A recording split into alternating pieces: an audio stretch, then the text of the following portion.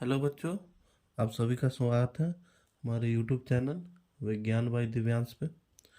आज हम लोग क्लास 12 के इनऑर्गेनिक केमिस्ट्री कोऑर्डिनेशन कंपाउंड्स के बारे में इसका थोड़ा सा रिवीजन करते हैं, क्योंकि अब एग्ज़ाम नज़दीक है तो हम सिर्फ रिविजन्स करेंगे, पूरे डिटेल में नहीं जाएंगे और शॉर्ट में थोड़ा सा इसको क्वेश्चंस जो इम्पोर्टेंट पॉइंट है उसको ज़्यादा रिविजन्स करेंगे। ठीक है, ये हमारा डिटेल वीडियो नहीं होगा, इसमें हम सिर्फ रिवीजन करेंगे। ठीक है, कोऑर्डिनेशन कंपाउंड्स में हम लोग क्या चीज़ पढ़ते हैं? साल्ट के बारे में पढ़ते हैं। इसके बारे में, साल्ट्स के बारे में। साल्ट्स बनते कैसे हैं? एसिड प्लस बेस लाके साल्ट और वाटर, एसिड और बेस। ठीक है, उसी तरह कोऑर्डिनेशन में हम लोग साल्ट्स के बारे में पढ़ते हैं। साल्ट्स कितने टाइप के होते हैं? Simple salt, double salt,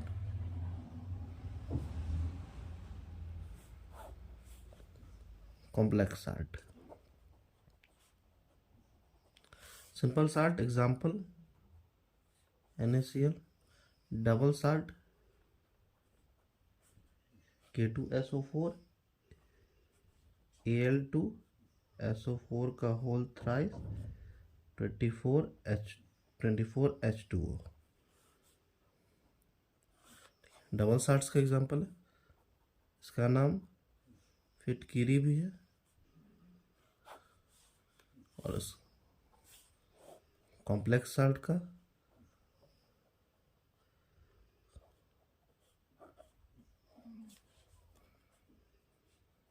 SO4। ठीक है, इसको बोलते हैं कॉम्प्लेक्स साल्ट। सिंपल साल्ट पहचानते कैसे? इसको पानी में डालेंगे, वाटर में, तो आयोनाइज हो जाएगा, मतलब Na प्लस और Cl माइनस में टूट जाएगा। इसको भी पानी में डालेंगे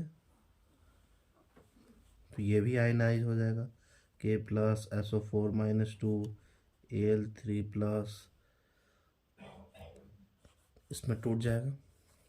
बट कॉम्प्लेक्स साल्ट किसको बोलते हैं? जिसको पानी में डालने पर कंप्लीटली आयोनाइज नहीं हो। ये क्या होगा? कंप्लीटली आयोनाइज्ड हो जाएगा।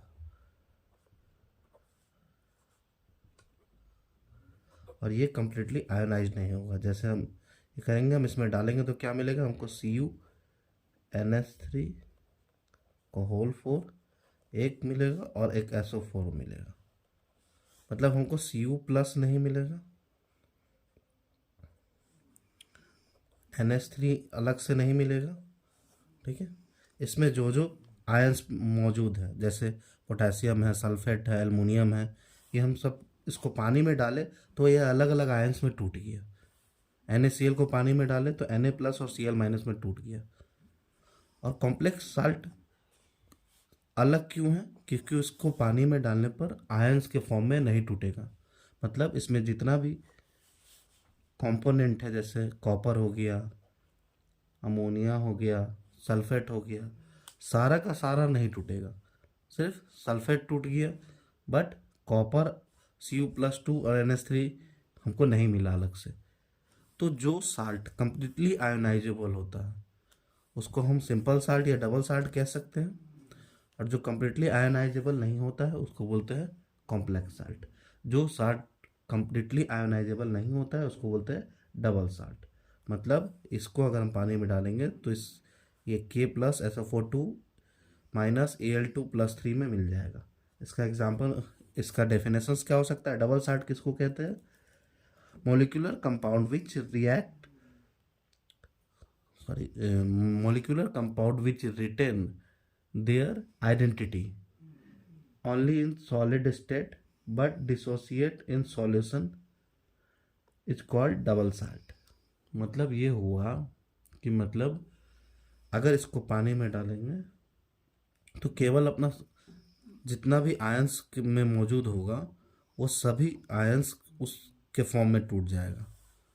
जैसे K plus SO4 minus Al+3 SO4 minus 2, ये आयंस के फॉर्म में टूट जाएगा। इसमें सारा का सारा कंपोनेंट आयंस के फॉर्म में नहीं टूटेगा, इसलिए इसको क्या कहते हैं, कॉम्प्लेक्स साल्ट, कॉम्प्लेक्स साल्ट। तो ये जो कॉम्प्लेक्स साल्ट है इसी के बारे में एल्फ्रेड वर्नर स्टडी किए थे। ठीक है, कॉम्प्लेक्स साल्ट के बारे में ही एल्फ्रेड वर्नर स्टडी किए थे। ठीक है, अब इसके बारे में हम देखते हैं कि एल्फ्रेड वर्नर क्या किए थे। एल्फ्रेड वर्नर कॉम्प्लेक्स साल्ट को ले लिए थे, कॉपर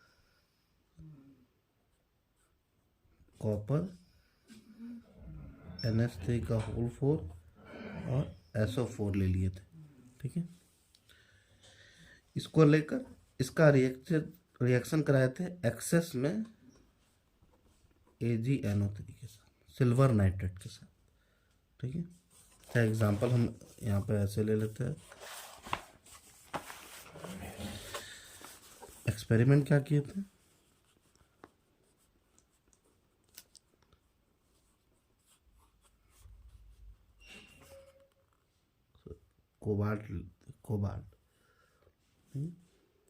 कोबाल्ट ले लिए थे NH3 का एक्सेस में, और क्या ले ली थी, सिल्वर नाइट्रेट। ठीक है, और मल्टीपल एक्सपेरिमेंट किए थे, कोबाल्ट NH3 लिए और AgNO3 का रिएक्शन करा, तो प्रोडक्ट में बना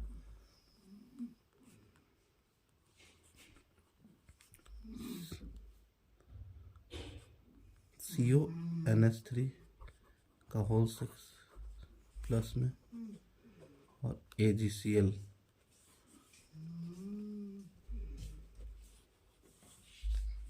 थ्री AgCl मॉलिक्यूल एक्सेस में लिए, तो ये 3 AgCl मॉलिक्यूल बना। ठीक है, अगर CONH3 5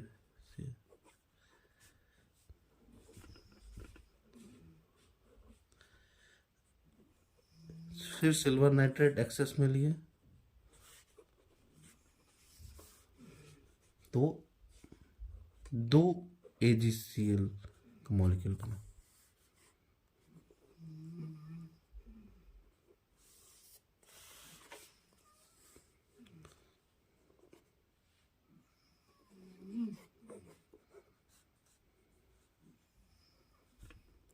फिर सिल्वर नाइट्रेट लिए एक्सेस में,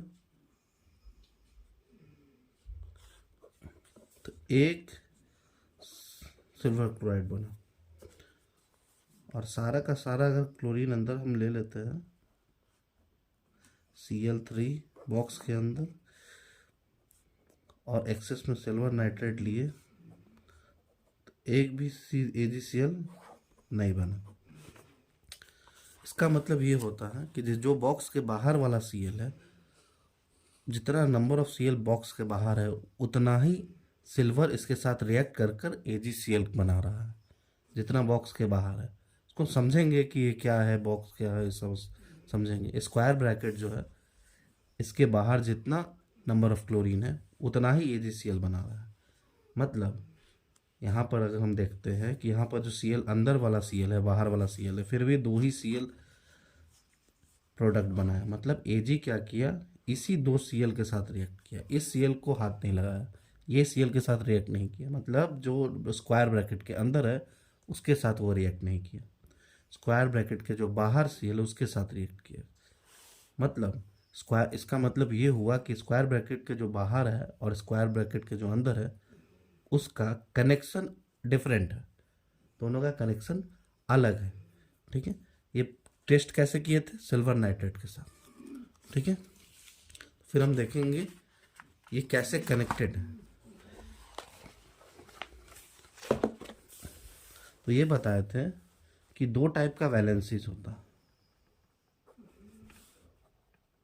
प्राइमरी और सेकेंडरी। ठीक है,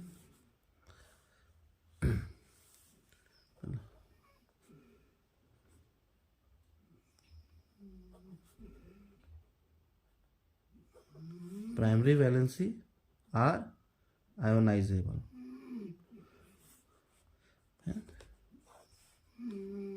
नॉन आयनाइजेबल।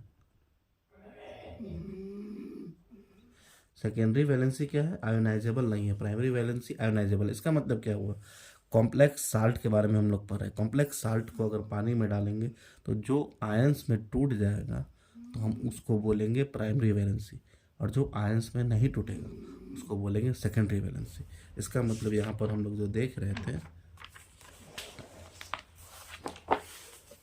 यहाँ पर जो क्लोरीन बाहर था स्क्वायर ब्रैकेट के, ये प्राइमरी वैलेंसी कहलाता है, क्योंकि इस पानी में डालने पर यही क्लोरीन टूट जाता है, और जो अंदर है वो सेकेंडरी वैलेंसी।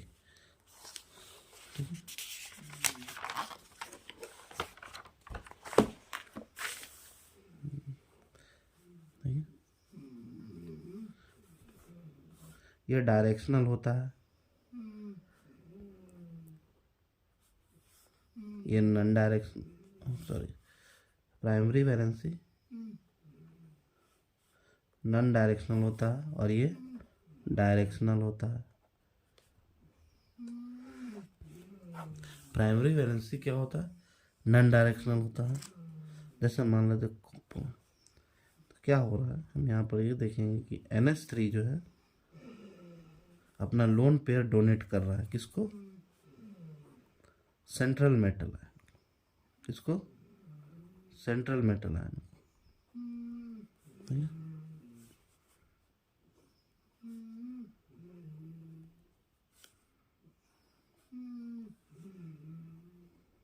ठीक है, सेंट्रल मेटल आयन को डोनेट कर रहा है।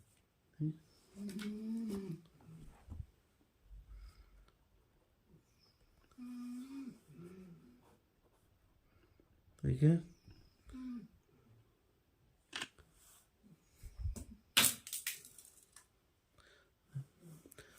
अब जो ये हमारा सेकेंडरी वैलेंसी हो गया।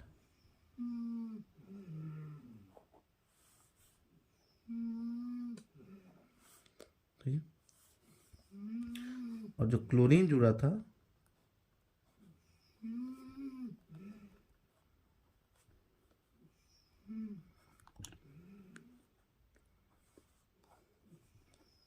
ये प्राइमरी वैलेंसी हो गया।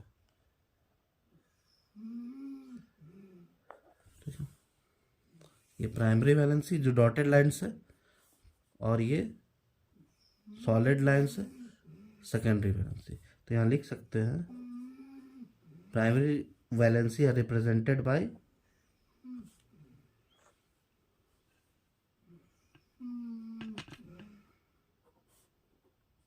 Dotted line, secondary valency are represented by solid line. ठीक है,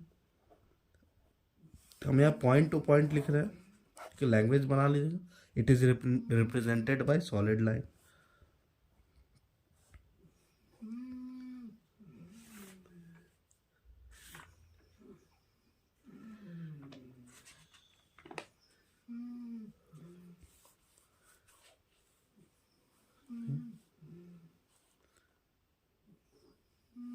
ठीक है, it is satisfied by anion और कटायन। प्राइमरी वैलेंसी में सिर्फ अनायन और कटायन हो सकता है। It is satisfied by cation, anion and और न्यूट्रल मॉलिक्यूल। कटायन, अनायन और न्यूट्रल मॉलिक्यूल तीनों इसको सेटिस्फाई कर सकता है। मतलब हम ये कह सकते हैं कि प्राइमरी वैलेंसी में कटायन, अनायन खाली होगा, और सेकेंडरी वैलेंसी में कटायन, अनायन और न्यूट्रल मॉलिक्यूल्स भी हो सकता है, तीनों हो सकता है। ठीक है, एग्जांपल लेते हैं। जब फर्स्ट वाला हम यहाँ पे लिए, सेकेंड वाले में एग्जांपल ये हो जाएगा। सेकेंड वाला जैसे हम मान लेते, अगर 5 मॉलिक्यूल है, एक क्लोरीन अंदर आ गया, तो ये क्लोरीन जो है ये सेकेंडरी वैलेंसी की तरफ, और ये बाहर वाला प्राइमरी। ठीक है, अगर इसको हम ड्रॉ करेंगे तो ऐसे हो जाएगा NH3,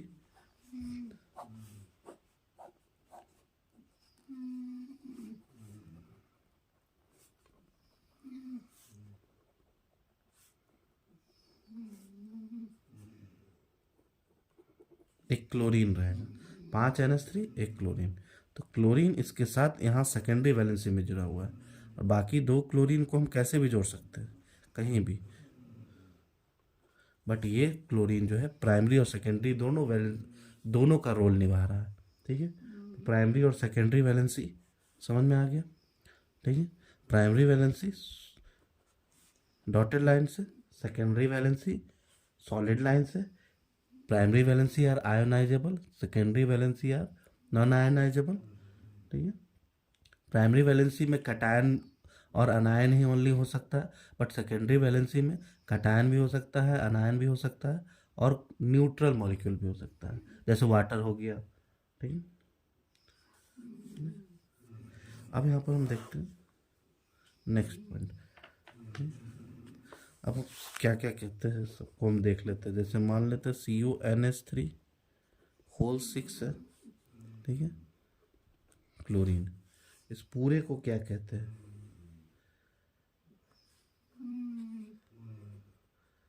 कोऑर्डिनेशन स्पेयर।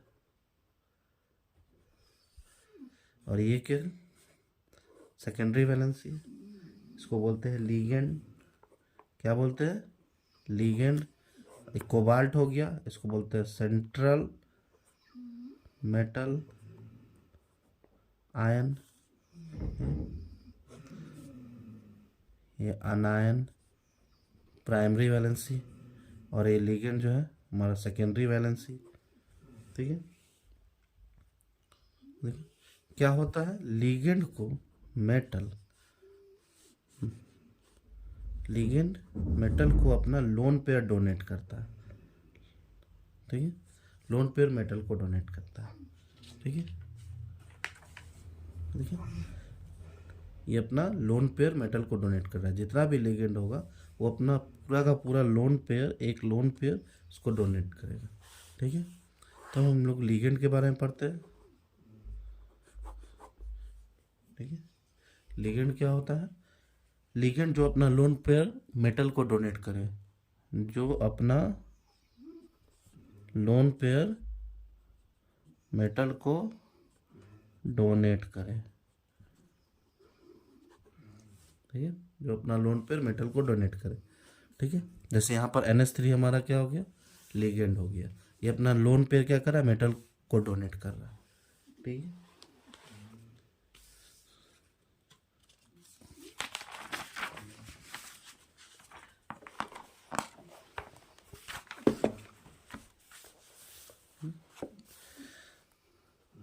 मेटल को क्या कर रहा है, लीगेंड अपना लोन पेयर डोनेट कर रहा है। जो अपना लोन पेयर डोनेट करता है उसको लुईस एसिड कहते हैं। लुईस एसिड, लुईस एसिड जो लोन पेयर डोनेट करे, जो लोन पेयर डोनेट करे, और जो लोन पेयर एक्सेप्ट करे उसे लुईस बेस। जो लोन पेयर एक्सेप्ट करे उसको बोलते हैं लुईस बेस, जो लोन पेयर डोनेट करे उसको बोलते हैं लुईस एसिड। ठीक है, हम लोग यहाँ लीगेंड के बारे में पढ़ते हैं। लीगेंड होता है कितना, मोनोडेंटेट, मोनोडेंटेट लीगेंड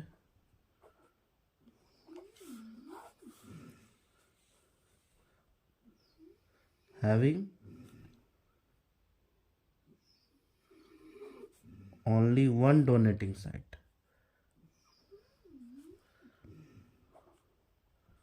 जिसके पास केवल एक डोनेटिंग साइट हो, मतलब अपना लोन पेयर जो है वो डोनेट कर रहा हो मेटल को एक ही तरफ से। जैसे हम यहाँ पे ले लेते हैं, जैसे CuNH3 का लिए थे, जो NH3 जो था वो ये मोनोडेंटेट लिगेंड था।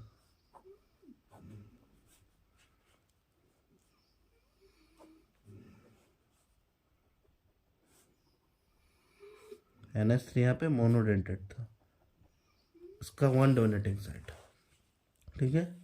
दूसरा NH3 हो गया। मोनोडेंटेट लिगेंड कौन कौन हो जाएगा? जैसे हम सबसे पहले NH3 ले लेते हैं, सबका चार्ज भी हम लिखते जाएंगे। मोनोडेंटेट, ये मोनोडेंटेट है। ठीक है। ये एक न्यूट्रल है, इसका चार्ज 0 हो जाएगा, 0। ठीक। ऑक्सीजन का अनायन है, -2 होगा। क्लोरीन हो गया, फ्लोरीन हो गया, आयोडीन हो गया, ये सबका माइनस होगा। ब्रोमीन हो गया। ठीक है। वाटर है मोनोडेंटेट,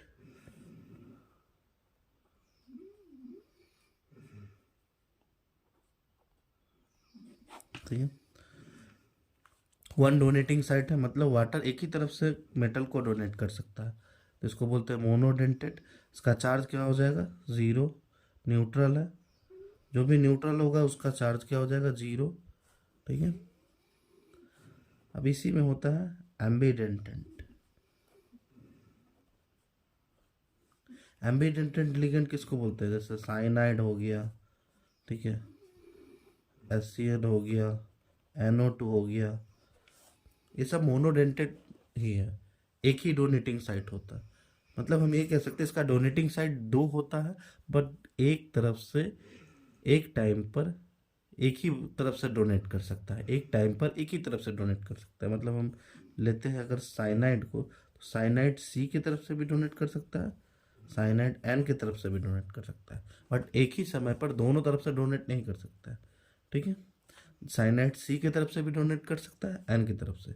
एम्बीडेंटेंट वैसा लिगेंड होता है जिसके पास 2 डोनेटिंग साइट होता है, बट एक समय पर एक ही तरफ से डोनेट कर सकता है, एक समय पर एक ही तरफ से। जैसे साइनाइड हो गया, HCN हो गया और NO2 हो गया, एम्बीडेंटेंट लिगेंड। सबका चार्ज कितना हो जाएगा? -1।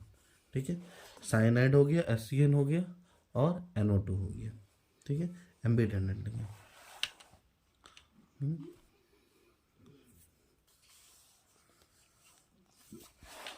और मोनोडेंटेट का एग्जांपल कौन सा है? कार्बोनिल होगा, ठीक है, बट ये न्यूट्रल है।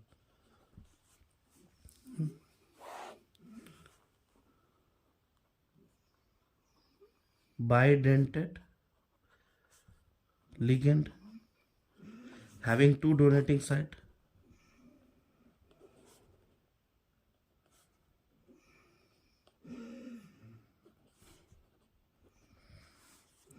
ऑक्जेलेटो हो गया, C2O4 -2। चार्ज कितना हो जाएगा ऑक्जेलेटो का? -2। ऑक्जेलेटो का चार्ज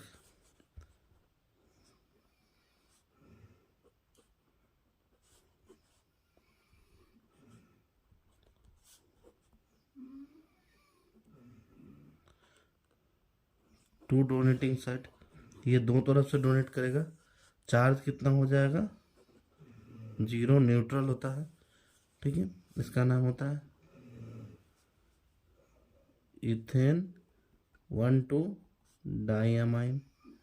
इसको शॉर्ट फॉर्म में हम लोग EN लिखते हैं। 2 डोनेटिंग साइट होता है। मेटल को ये अपना 2 लोकेशन से 2 लोन पेयर डोनेट करता है। कोऑर्डिनेशन नंबर इसका 2 हो जाएगा। कोऑर्डिनेशन नंबर क्या होता है? नंबर ऑफ डोनेटिंग साइट, जितने तरफ से डोनेट करेगा वही उसका कोऑर्डिनेशन नंबर हो जाएगा। ठीक है। बाइडेंटेट हो गया, 3 तरफ से डोनेट करेगा तो ट्राइडेंटेट, 4 तरफ से डोनेट करेगा टेट्राडेंटेट। ठीक है। तो अब इसका हम थोड़ा सा नोमेनक्लेचर देखते हैं। Nomenclature,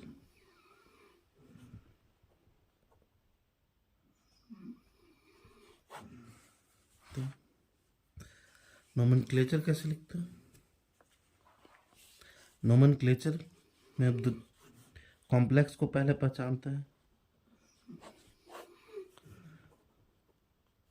cationic complex, neutral complex और अनायनिक कॉम्प्लेक्स।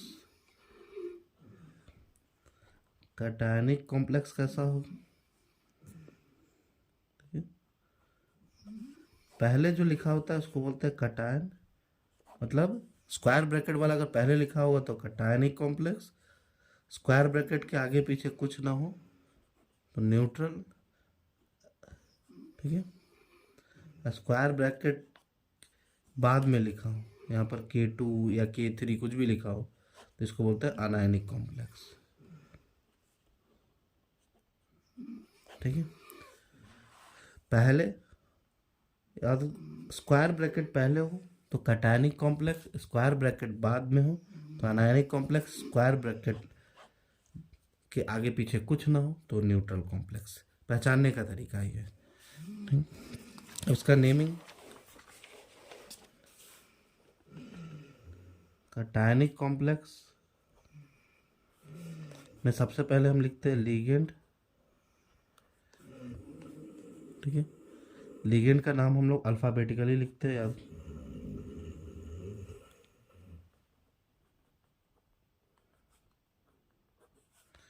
ठीक है, उसके बाद हम लोग लिखते हैं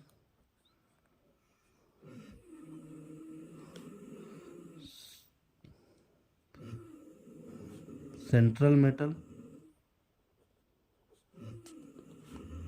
फिर oxidation number in Roman.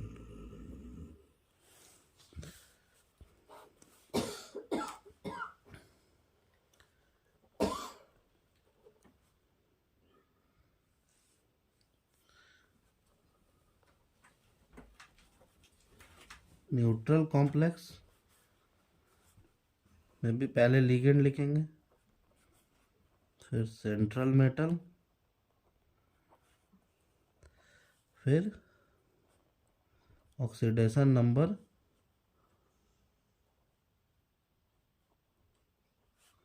In Roman. यहाँ पर लास्ट में अनायन लिखेंगे।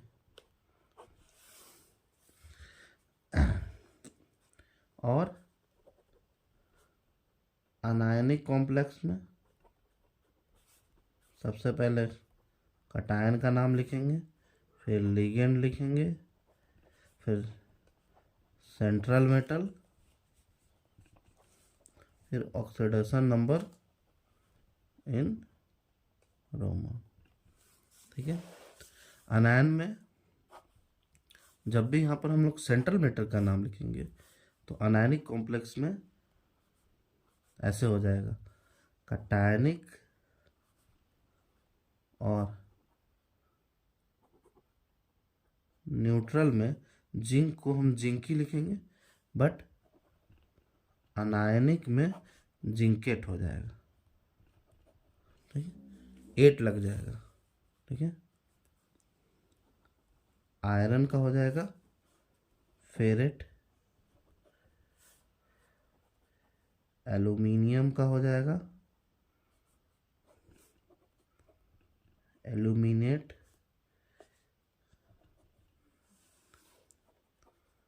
प्लैटिनम का हो जाएगा प्लैटिनेट।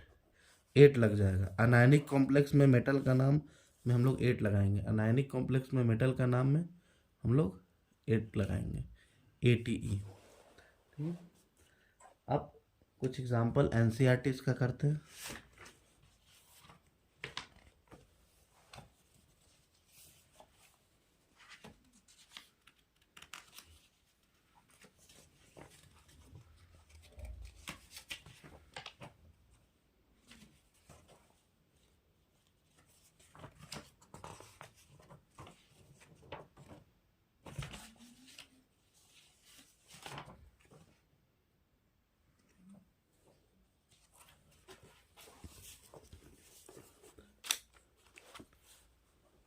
CONH3 का होल 6 Cl3 एग्जाम्पल। ये कैसा कॉम्प्लेक्स है? पहले क्या लिख रहा है? जैसे हम लोग NaCl लिखते हैं तो पहले क्या होता है? एक कटायन होता है या अनायन होता है। तो ये बॉक्स वाला पहले है, मतलब ये कैसा कॉम्प्लेक्स है? कटायनिक है कॉम्प्लेक्स। इसका ऑक्सीडेशन नंबर निकालेंगे। ऑक्सीडेशन नंबर निकालने के लिए x मानेंगे। NH3 का 0 होता है, 0 इंटू 6। क्लोरीन का होता है -1, तो -1 इंटू 3 -3 हो जाएगा। 3 क्लोरीन है इसलिए वो -1 इंटू 3 बराबर में 0। x हो जाएगा 0 -3, x हो जाएगा हमारा +3। ऑक्सीडेशन नंबर कितना आ गया? +3। इसका नेम हम लोग देखेंगे।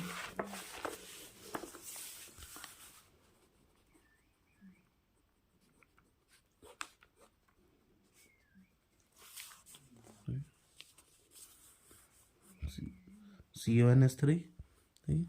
इसका ऑक्सीडेशन नंबर आया है हमारा +3। सबसे पहले क्या लिखते हैं? फॉर्मूला क्या था? लिगेंड सबसे पहले लिखते हैं। लिगेंड क्या है? अमाइन, ठीक है। अमाइन कितना है? 6, तो इसका लिखते हैं हेक्सा अमाइन कोबाल्ट। उसके बाद oxidation number Roman chloride, hexa amine cobalt 3 chloride, ठीक है। उसके बाद हम लोग सेकेंड एग्जांपल लेते हैं। CONH3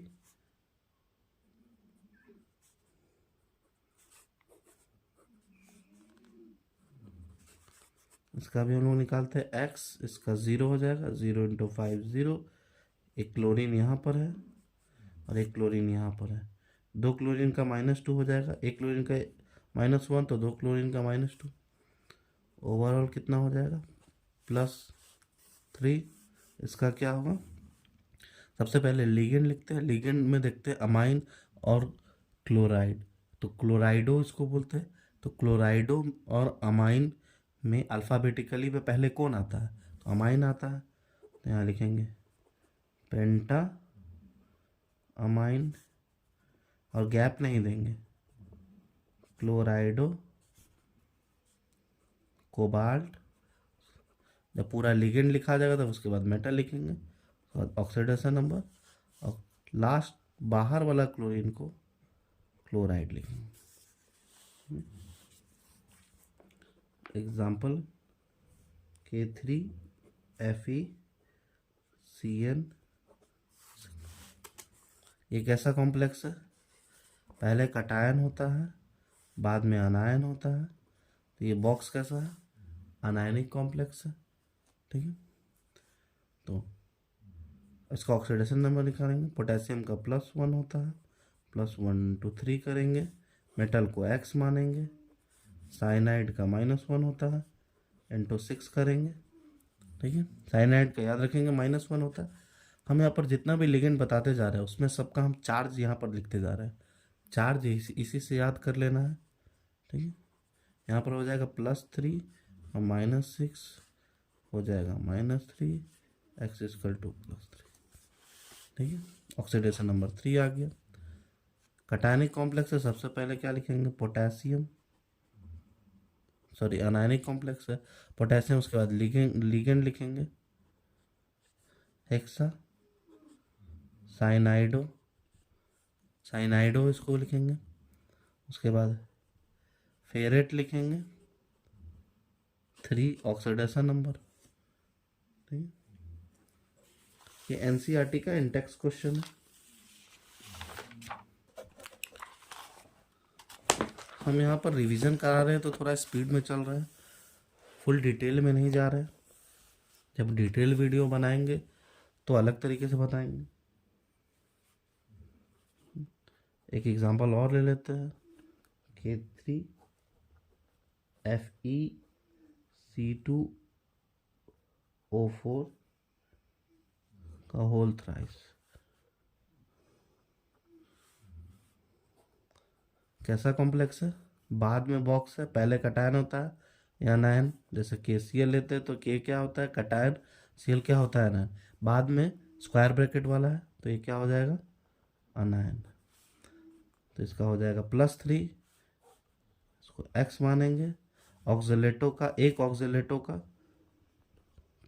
चार्ज होता है -2, तो तीन ऑक्सीलेटो, तो -2 इंटू 3,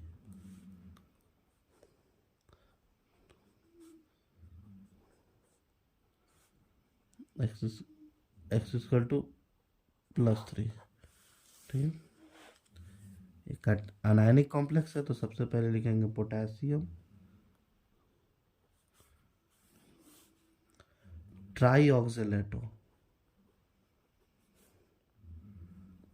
फेरेट, फेरेट लिखेंगे। आयरन का क्या लिखेंगे? फेरेट। ठीक है, फेरेट क्यों लिखेंगे? 8 लिखेंगे, क्योंकि अनायनिक कॉम्प्लेक्स में मेटल में 8 लग जाता है, ATE, और फिर उसके बाद ऑक्सीडेशन।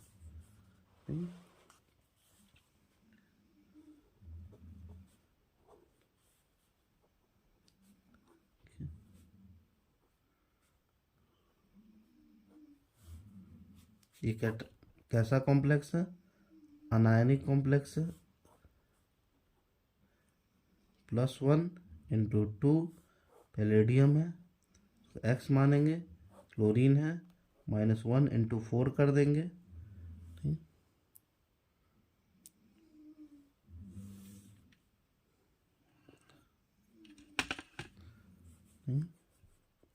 2 हो जाएगा, एक्स हो जाएगा, -4 हो जाएगा, एक्स इक्वल टू +2 आ गया ऑक्सीडेशन नंबर। सबसे पहले लिखेंगे पोटेशियम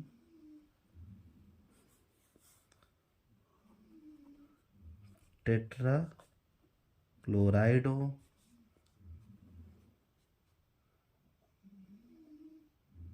पैलेडियम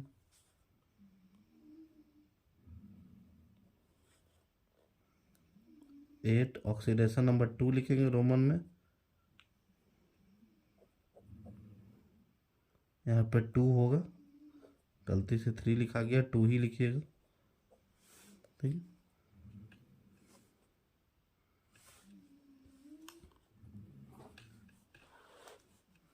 एक और एग्जांपल बना लेते हैं। PtNH3 whole twice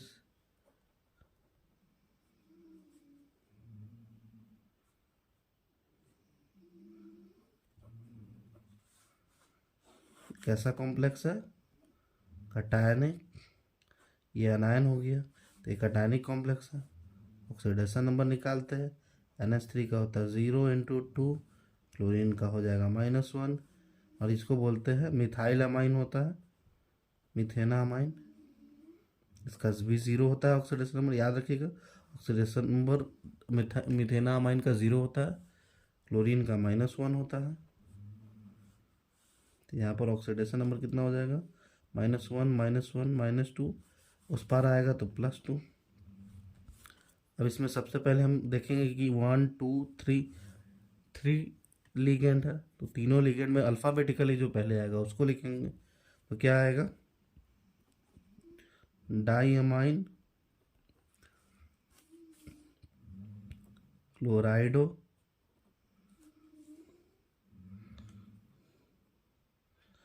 मिथेना amine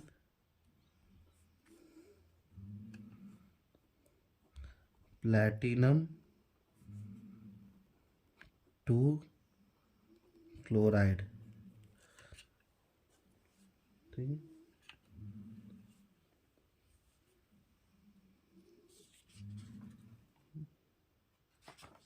platinum 2 chloride. ठीक, ये तो हो गया, हम लोग को कॉम्प्लेक्स दिया रहेगा तब नेम। अब हम लोग देखेंगे जब अगर नेम दिया रहेगा तो हम लोग कैसे लिखेंगे।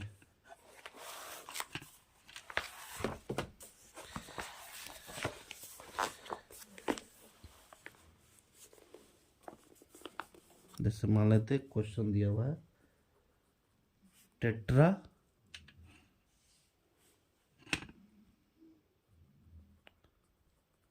Amine di aqua cobalt 3 chloride. इसका हम लोग लिखेंगे, सबसे पहले हमने यहाँ मेटल लिखेंगे। सबसे पहले जब नेम से लिखना हो तो सबसे पहले मेटल लिखेंगे। मेटल में क्या है, कोबाल्ट। कोबाल्ट के बाद टेट्रा अमाइन। अमाइन NH3 को बोलते हैं। टेट्रा का मतलब 4, डाई एक्वा H2O 2 लगा देंगे, ठीक है, और क्लोराइड यहाँ लगा देंगे। अब ऑक्सीडेशन नंबर यहाँ पे निकालना है, ठीक है। क्लोरीन कितना होगा ये पता करेंगे।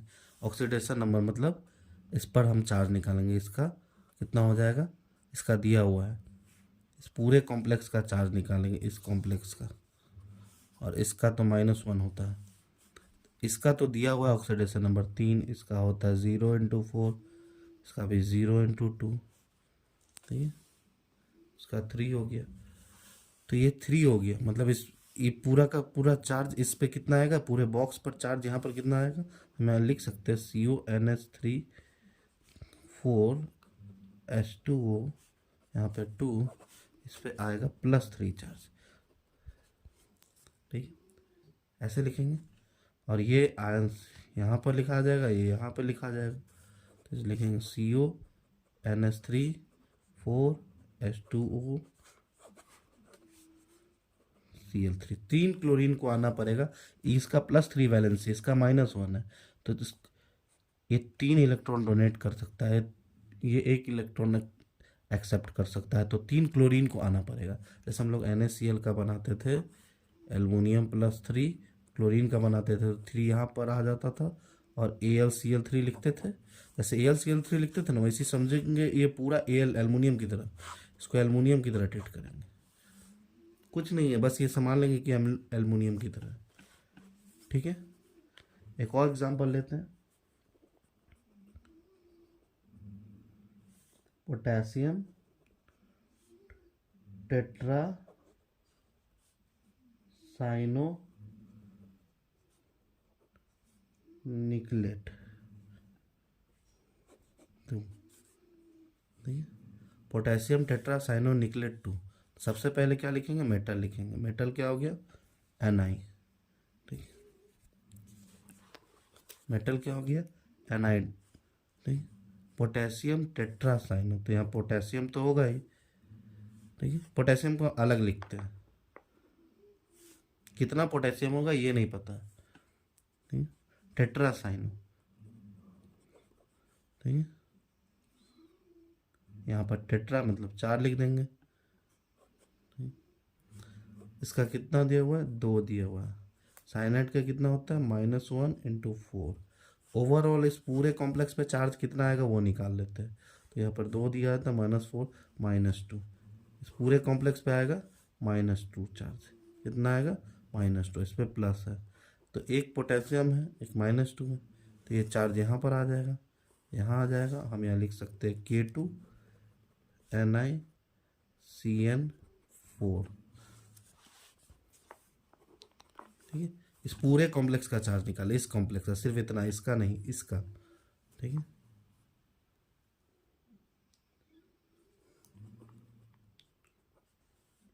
Tris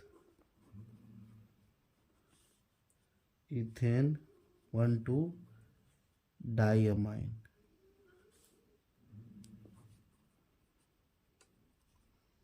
chromium 3 chloride. तो सबसे पहले क्या लिखते हैं, मेटल लिखते हैं, chromium, tris ethane 1,2 diamine, EN लिखते हैं शॉर्ट फॉर्म में, इथेन 1,2 डाइअमाइन को, ट्रिस मतलब 3, ठीक, क्लोराइड, क्लोराइड अलग लिखते हैं, -1 होता है, इस पर पूरा ओवरऑल चार्ज निकालते हैं। इसका कितना दिया हुआ है, +3, इसका कितना होता है, 0 × 3, ओवरऑल चार्ज कितना आ जाएगा, +3, ये +3 यहाँ लिख देंगे, +3, तो इसका वैल्यू प्लस यहाँ पर आ जाएगा, यहाँ पर आ जाएगा, यहाँ पर लिखेंगे CrEn3 Cl3, ठीक है। ये जो वैलेंसी है, ये जो यहाँ पर ऑक्सीडेशन नंबर है, ये पूरा हम इस पूरे कॉम्प्लेक्स का निकालते हैं, इस पूरे कॉम्प्लेक्स पे कितना चार्ज आएगा वो निकाल लें, फिर चार्ज एक्सचेंज कर लिए, मतलब इतना चार्ज है तो उसको इतना एटम चाहिए, +3 है तो +3 डोनेट करना चाहता है, तो कोई +3 एक्सेप्ट करने वाला चाहिए, लेकिन क्लोरीन एक ही एक्सेप्ट कर सकता है, तो 3 क्लोरीन को आना पड़ेगा एक्सेप्ट करने के लिए। ठीक है, यहाँ पर ध्यान देने वाले बात।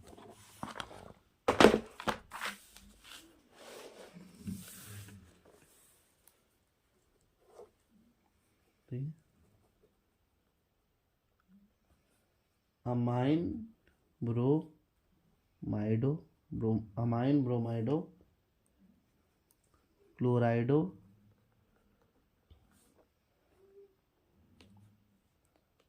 Nitrito and platinate 2।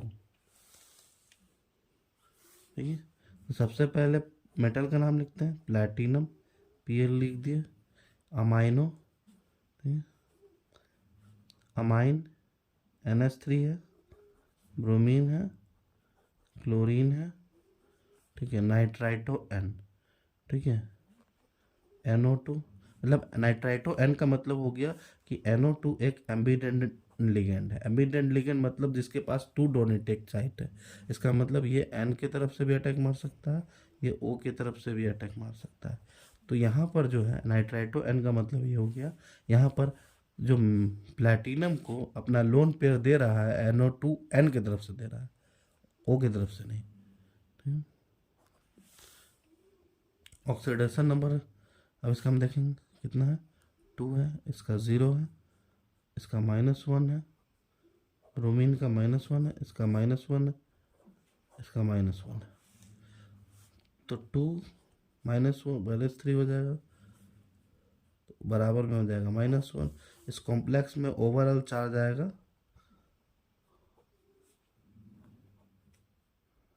Bromine, chlorine, NO2, overall charge आएगा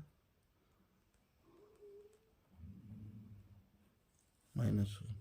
मतलब ये अनायनिक कॉम्प्लेक्स, इसमें प्लैटिनेट भी लिखा हुआ है।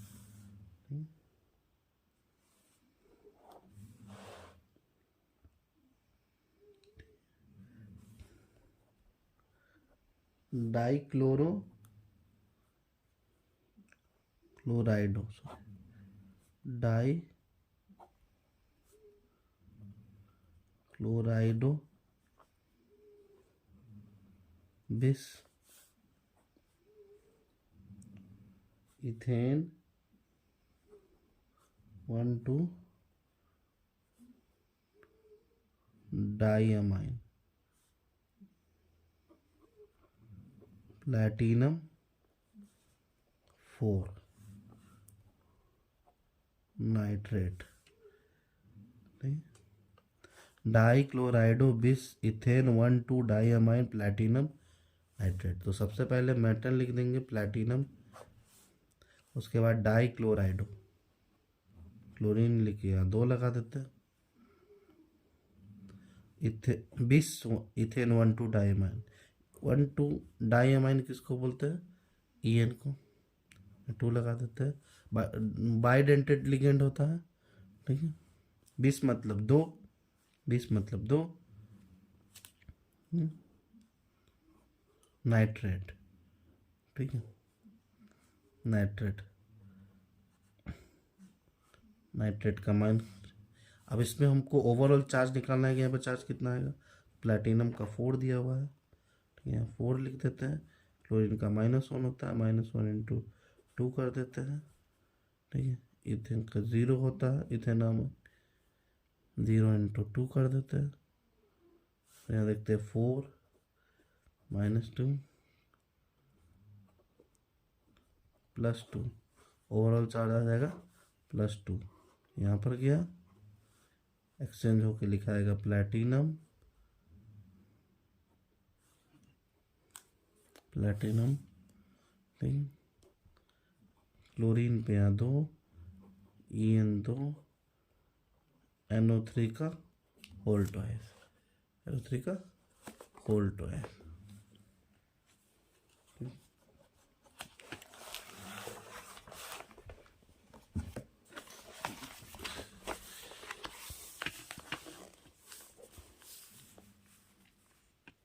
हमारा लास्ट क्वेश्चन है,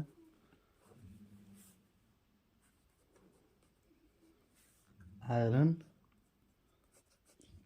3 हेक्सा साइनो फेरेट। तो सबसे पहले आयरन 3 हेक्सा साइनो फेरेट, ठीक है।